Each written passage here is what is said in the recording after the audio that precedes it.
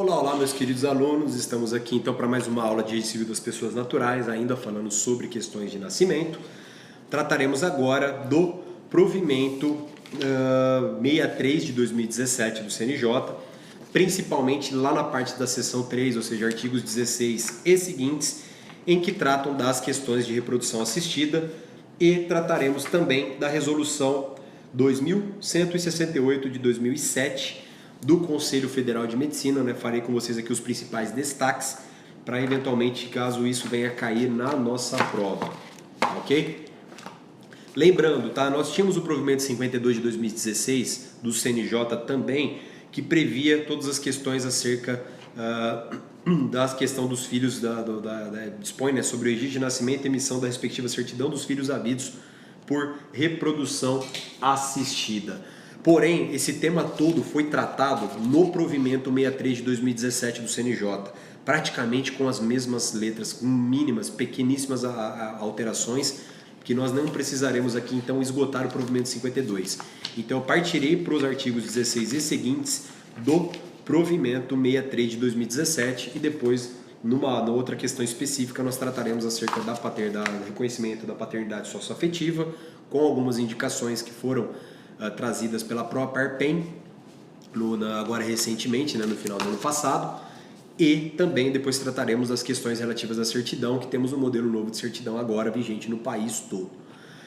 Pessoal, reprodução assistida, artigo 16, ele diz que o assento de nascimento de filho havido por técnicas de reprodução assistida será inscrito no livro A, independentemente de prévia autorização judicial e observada a legislação em vigor no que for pertinente, mediante o comparecimento de ambos os pais munidos da documentação exigida por este provimento. Se os pais forem casados ou conviverem na união estável, poderá somente um deles comparecer ao ato do registro, desde que apresente a documentação referida lá no artigo seguinte, inciso 3º. No caso de filhos de casais homoafetivos, o assento de nascimento deverá ser adequado para que constem os nomes dos ascendentes sem referência à distinção quanto à ascendência materna ou paterna. Pessoal, é simples. Normalmente nós colocamos nos assentos de registro, quando coloca pai fulano e mãe fulana, avós paternos, que são os pais dos pais, e avós maternos, que são os pais da mãe. Quando se tratar de casal homoafetivo, ou seja, realizado por pessoas do mesmo sexo, aqui no caso a reprodução assistida, você não vai colocar avós paternos ou avós maternos, ou avós maternos, avós maternos, e avós paternos, avós paternos, ou avós paternos 1, avós paternos 2. Não. Tá? Você simplesmente não flexiona. Então, qual que é a técnica mais tranquila que você pode me perguntar, professor? Mas isso pode cair na segunda fase? Sim, é uma aposta que vai cair isso na segunda fase de São Paulo. Já adianto para vocês que essa é uma das minhas apostas. Reconhecimento, né, na verdade, um assento de nascimento de reprodução assistida realizada por um casal homoafetivo. Essa é a minha aposta clara. E como que você procede à redação para não ter essa flexão de gênero que possa gerar uma eventual discriminação vedada aqui pelo parágrafo 2º do artigo 16 do nosso querido provimento 63 de 2017 do CNJ? Simples, você vai colocar são genitores fulano e beltrano. E um dos genitores, por exemplo, você coloca o João e o José, são os pais dessa criança, que foram lá, fizeram uma reprodução assistida e ambos são os pais, são dois pais para uma só criança. Você coloca lá genitor João, filho de fulano e beltrana, ou filho de fulano e fulano, ou filho de beltrano e beltrana, nada impede que também ele venha a ser filho de casais homoafetivos, e genitor José, filho de fulano, fulano, fulano e fulano, ou fulano e fulana, ok? Então, pessoal, é simples, você só menciona genitor, filho de e filho de, e genitor, filho de e filho de. Acabou, você matou o problema nisso. Eventualmente, no curso de segunda fase, que se tudo ocorrer bem, nós chegaremos lá, eu tratarei com vocês especificamente da melhor técnica registrária para nós adotarmos nesse aspecto, tá? Tratando desse caso. Artigo 17. Será indispensável para fins de registro e de emissão de certidão a apresentação da DNV e declaração com firma reconhecida do diretor técnico da clínica ou centro da clínica, centro ou serviço de reprodução humana em que foi a reprodução assistida, indicando que a criança foi gerada por reprodução assistida heteróloga, assim como o nome dos respectivos beneficiários. Quem são os beneficiários? Os pais que encomendaram, tá, entre aspas, essa criança. E a certidão de casamento, certidão de conversão da união estável em casamento, escritura pública da união estável ou a sentença que foi reconhecida a união estável do casal. Assim como está lá nas normas, tá, pessoal? Para, eventualmente, a presunção de paternidade, né? A presunção legal de paternidade decorrência de uma união. Tá? Lembrando que pode sim pessoas do mesmo sexo se casar, pode as pessoas também se unir em união homoafetiva, que é onde aplicam-se as mesmas regras da união estável. Então, pessoal, esse inciso terceiro ele vem justamente para corroborar essa mesma tese. Parágrafo 1º, na hipótese de gestação por substituição, o que é gestação por substituição? A cessão gratuita de útero, ou seja, utiliza-se o útero de uma outra pessoa que não será a mãe. Lembrando que o Código Civil diz que a mãe é presunção absoluta, né, de maternidade, e nesse caso fica afastado por uma questão de gestação por substituição. Não constará do registro o nome da parturiente, informado na declaração de nascido vivo, devendo ser apresentado termo de compromisso firmado pela doadora temporária do útero, esclarecendo a questão da filiação. Ou seja, esse aqui do parágrafo 1º é o que serve justamente para afastar a presunção absoluta de maternidade, também conhecida pelo brocado romano de mater semper certa est. Ou seja, mãe sempre certa é. Literalmente, essa é a tradução latina deste vocábulo. Então, esse parágrafo 1º aqui do artigo 17 vem justamente para afastar essa presunção absoluta de maternidade. Parágrafo 2º, nas hipóteses de reprodução assistida post-mortem, ou seja, essa criança ela vai ser gerada, né, após a morte de um dos pais. Além dos documentos elencados nos incisos do caput deste artigo, conforme o caso, deverá ser apresentado o termo de autorização prévia específica do falecido ou falecida para uso do material biológico preservado, lavrado por instrumento público ou particular com firma reconhecida. Tá? Admite-se aqui ambos, o público ou particular com firma reconhecida, com autorização da utilização, né, dos gametas para reprodução assistida post-mortem. O conhecimento da ascendência biológica, ou seja, tem direito sim a conhecimento da ascendência biológica, porém não importa ao reconhecimento de vínculo do parentesco e dos respectivos efeitos jurídicos entre o doador e a doadora e o filho gerado por meio da reprodução assistida. Pessoal, essa criança que foi gerada, eventualmente quando ela se tornar um adulto, seja um homem ou seja uma mulher, ele terá direito de reconhecer a sua identidade biológica, ou seja, saber quem são os seus pais biológicos. Porém, isso não quer dizer que a vontade de conhecer essa sua realidade biológica importe em reconhecimento de vínculo biológico. Por quê?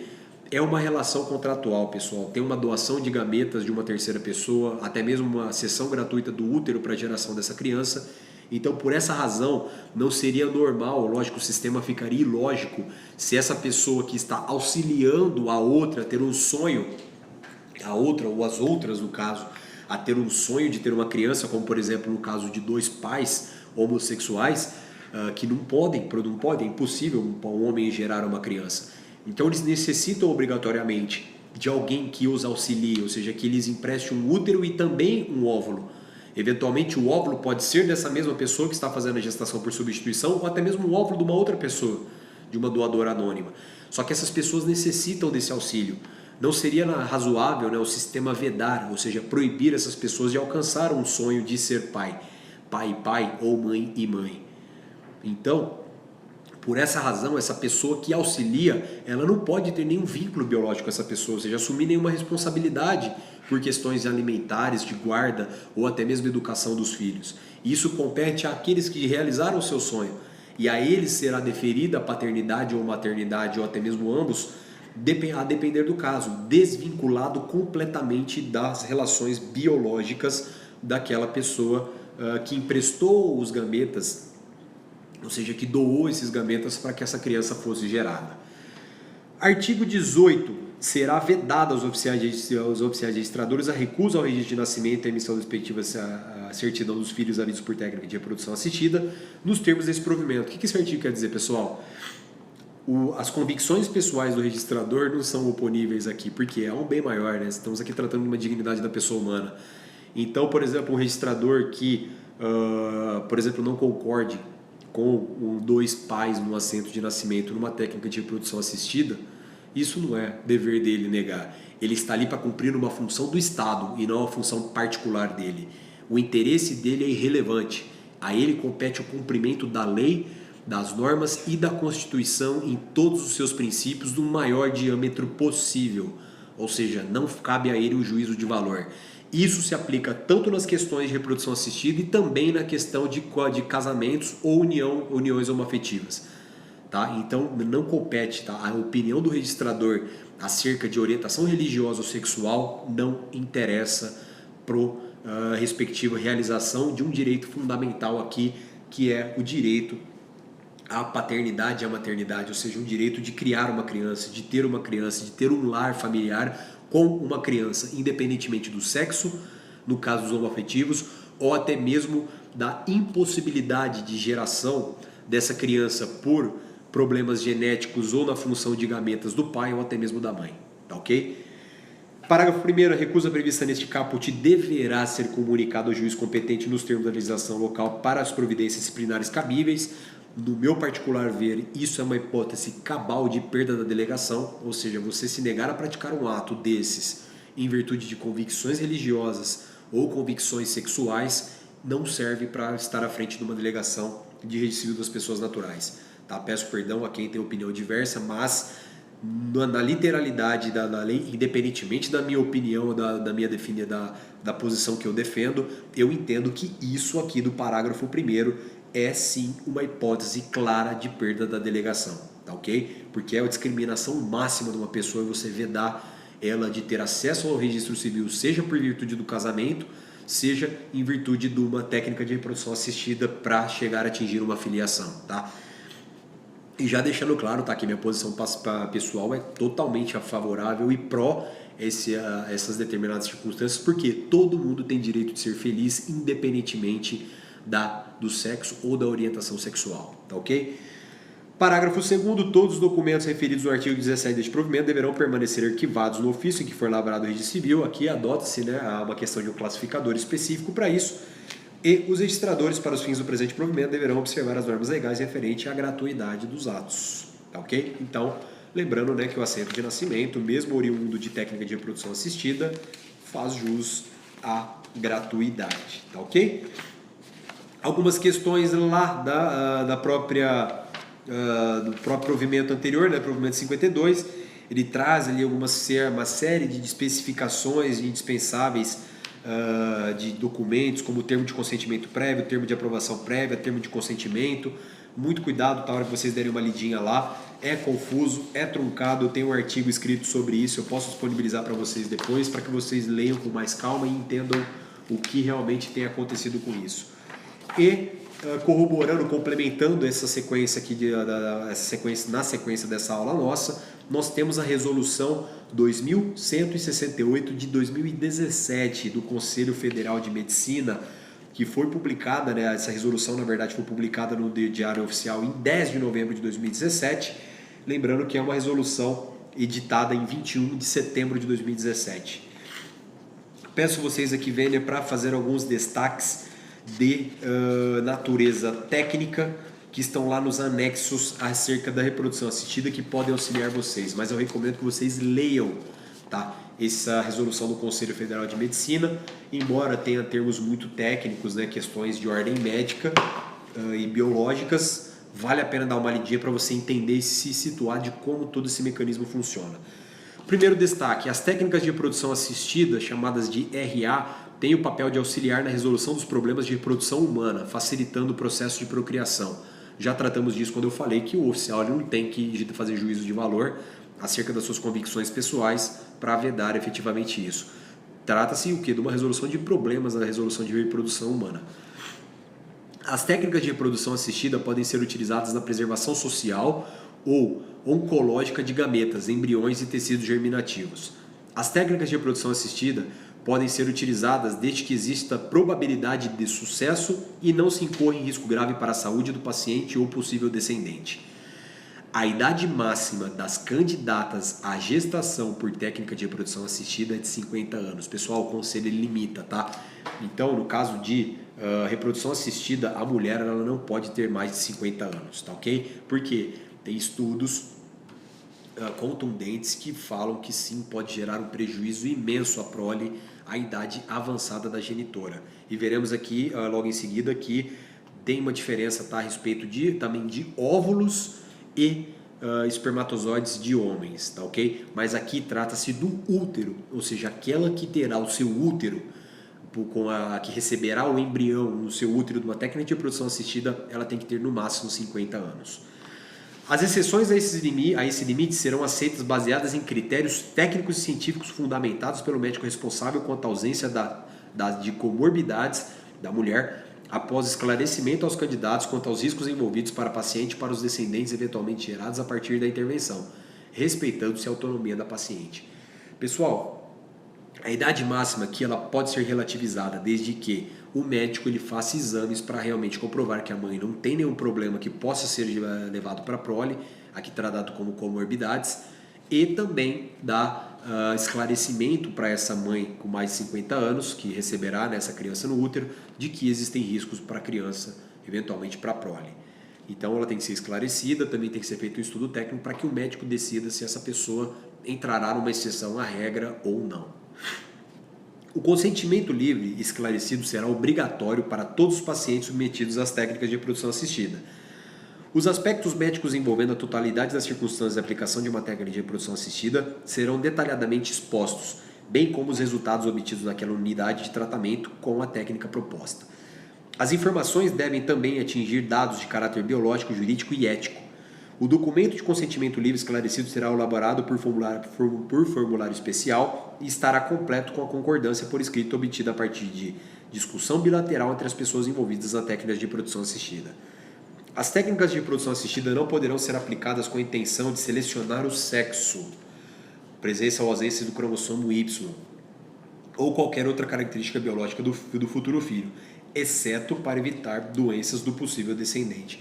Pessoal, não é que um banco de escolha você falar, não, eu quero uma criança loira com olho azul e etc. Não, você não vai escolher isso. E também, eu quero uma menina ou eu quero um menino. Cara, isso é extremamente aleatório.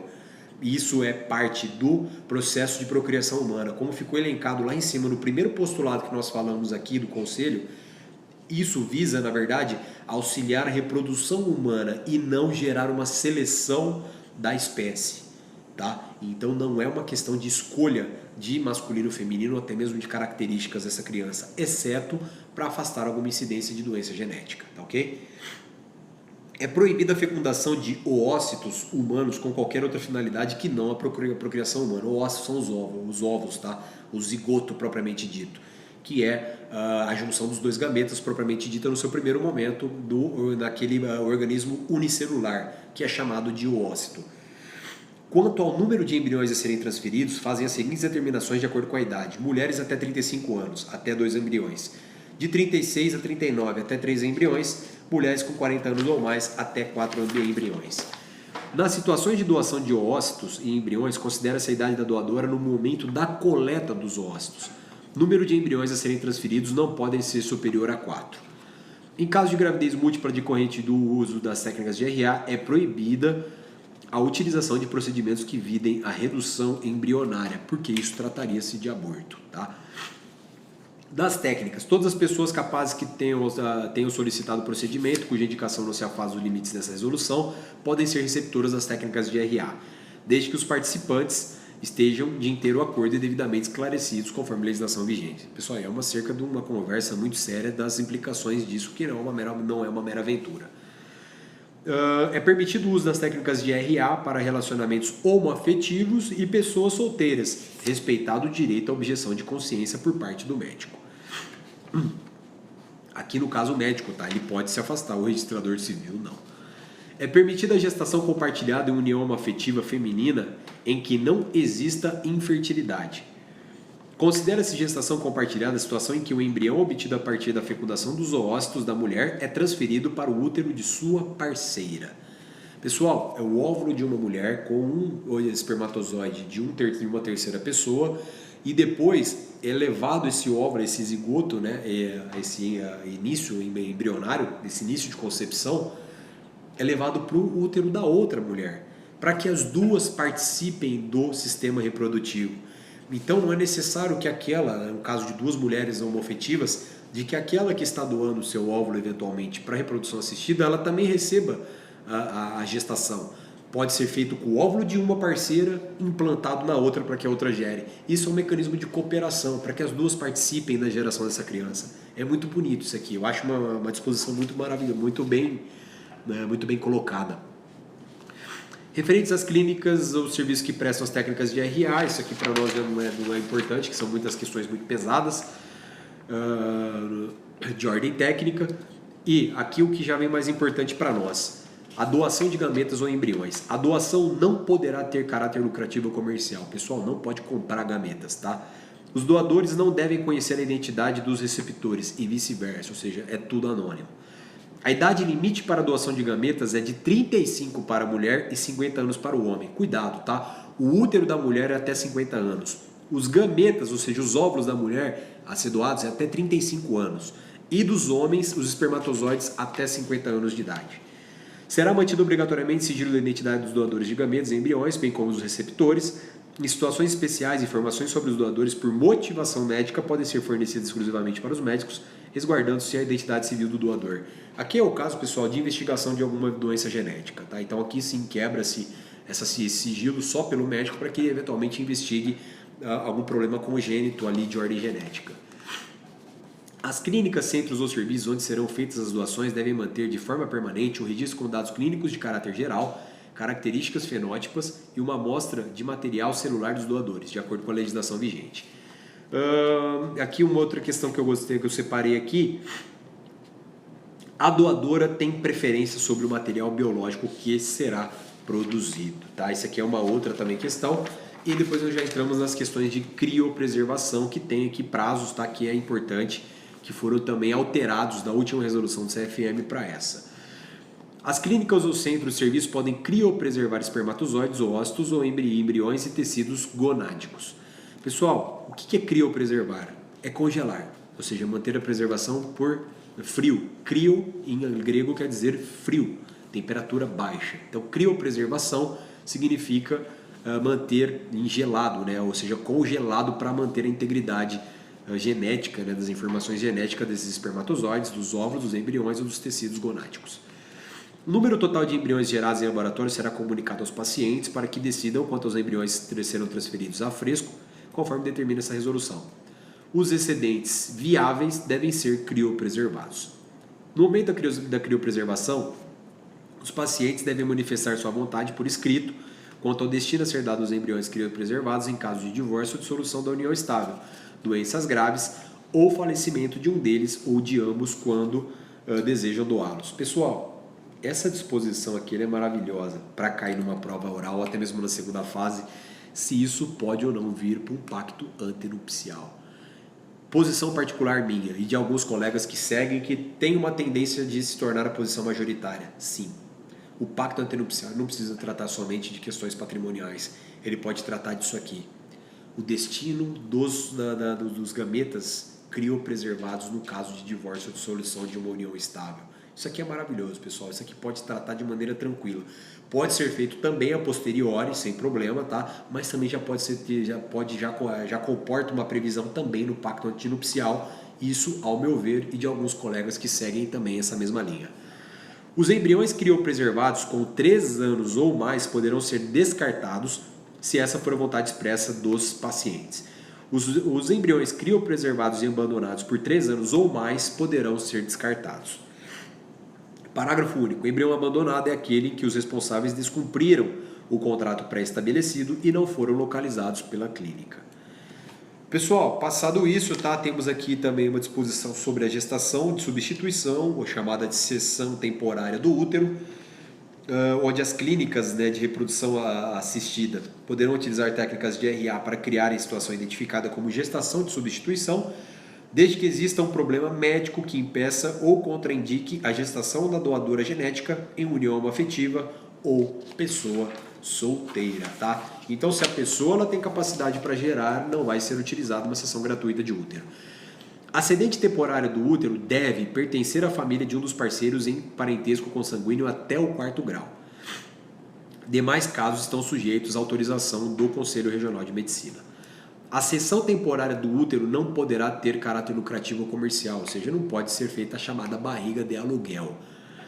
Nas clínicas de reprodução assistida, os seguintes documentos e observações deverão constar no prontuário do paciente: o termo do consentimento livre, esclarecido, o relatório médico, o perfil psicológico atestando a adequada clínica e emocional de todos os envolvidos, termo de compromisso entre os pacientes e a cedente temporária do útero que receberá o embrião, estabelecendo claramente a questão de filiação da criança, de que ela não será a mãe, de que aqui se afasta o princípio da Mater sempre certa est, mais uma vez, muito forte. O Conselho Federal de Medicina ele vem reiteradamente porque a mãe, a que está gerando, ela tem uma descarga de progesterona imensa no seu organismo e cria, lógico, uma relação com aquele bebê que está sendo gerado no seu útero. É óbvio isso, tá? Porém, existem questões contratuais que devem ser respeitadas. Lógico, trata-se aqui de uma questão contratual pacta sunt servanda. O pacto deve ser cumprido, afastando-se sim o vínculo, né, da maternidade biológica com essa criança, né, que foi gerada no útero de uma mãe, por uma relação contratual e, lógico, também de assistência. Por isso, também para gerar outros problemas, prefere-se a questão do útero ser de alguém pertencente à própria família. Compromisso por parte dos pacientes, contratantes de serviço de reprodução assistida, de tratamento e acompanhamento médico, inclusive por equipe multidisciplinar, a mãe que cederá temporariamente o útero até o puerpério. Puerpério é o momento logo depois do nascimento, né, o estado puerperal. Então tem uma equipe, né, que acompanha de médicos, psicólogos e psiquiatras para realmente deixar essa mãe numa relação de que realmente ela não vai ser a mãe biológica dessa criança. O compromisso do registro civil da criança pelos pacientes, devendo essa documentação ser providenciada durante a gravidez, ou seja, que será realizado o registro, afastando-se a presunção da maternidade e trazendo as questões relativas à outra mãe, às outras mães, ou ao pai e à mãe, ou aos outros pais. A aprovação do cônjuge ou companheiro apresentada por escrito se a cedente temporária do útero for casada e ou viver em união estável, lógico. Se o casamento e a união estável geram uma presunção de paternidade, aquela mulher que está recebendo o óvulo, o embrião no seu útero para gerar, em tese também geraria uma presunção de paternidade do pai, que também precisa ser afastada de maneira documental. É uma decorrência lógica do direito aqui. Reprodução assistida post-mortem. É permitida a reprodução assistida post-mortem desde que haja autorização prévia específica do falecido para uso do material biológico criopreservado de acordo com a legislação vigente. É o que o CNJ também disse. E as disposições finais, que não dependerão de autorização, né, do Conselho Regional de Medicina, né, os casos específicos. E assim nós encerramos essa parte aqui tão bonita, né, tão bela das questões das técnicas de reprodução assistida.